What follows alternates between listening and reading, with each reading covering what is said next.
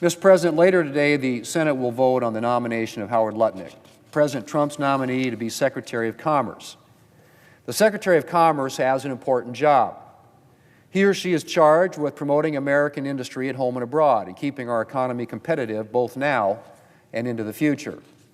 And I'm glad that President Trump has chosen an outcome-driven leader like Howard Lutnick for such an important post. Mr. Lutnick is a successful businessman who has spent 4 decades building up Cantor Fitzgerald, the firm that hired him after college. He's an inventor whose name appears on over 800 patents and patent applications around the world. And he's someone who's not only passionate about business, but who cares deeply about people. But Mr. President, Howard Lutnick's greatest business achievement is not building his own success or building up a company. It's rebuilding Cantor Fitzgerald over the last 24 years.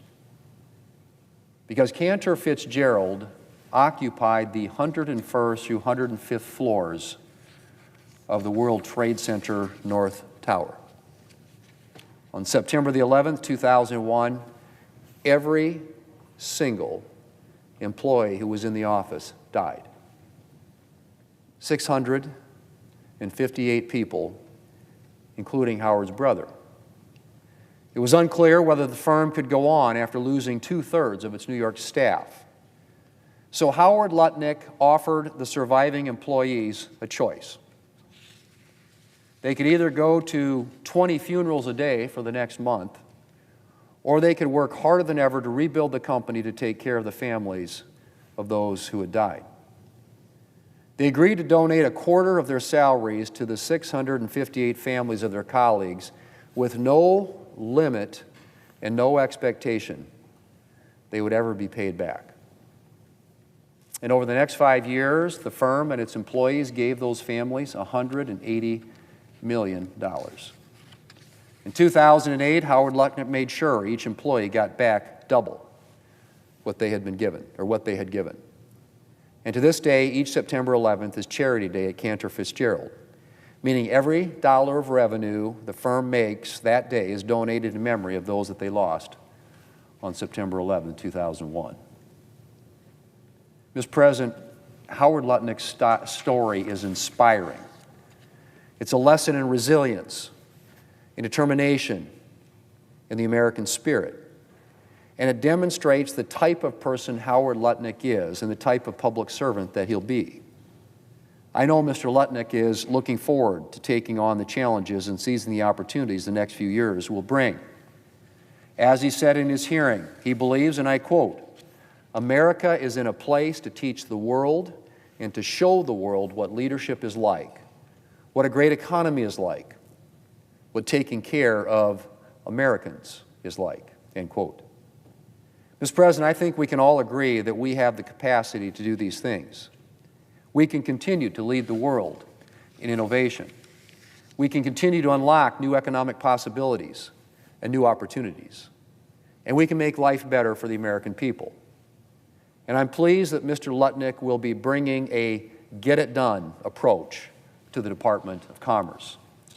As a member of the Senate Commerce Committee who has worked on technology issues for many years, I'm particularly pleased that Mr. Lutnick intends to leverage America's leadership in the technologies that are shaping the future.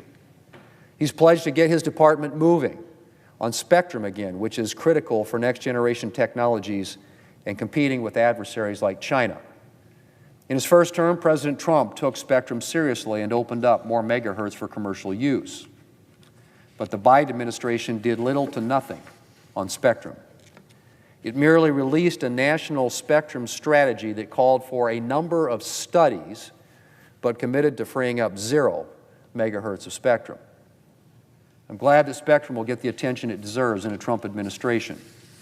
Broadband expansion is another priority that will require action. The $42 billion BEAD program was created more than 3 years ago, yet it has still not connected a single household to the internet.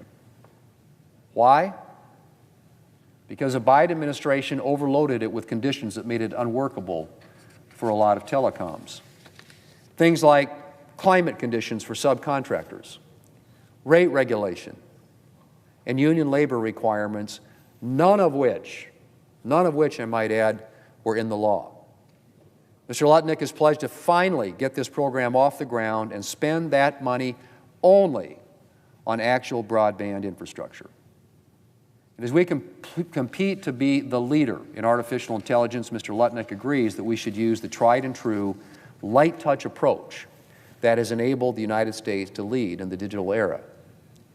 Just last week, Vice President Vance spoke in Paris about the great potential of AI and the importance of American leadership in this new technology. I'm glad that the Trump administration is committed to American leadership in AI, and the Commerce Department will have a critical role to play in balancing accountability with AI's great possibilities. Mr. President, the job of the Commerce Secretary touches just about every industry in this country. And behind all those industries are Americans working hard to provide for their families, live their American dream, and make their contribution to America's future.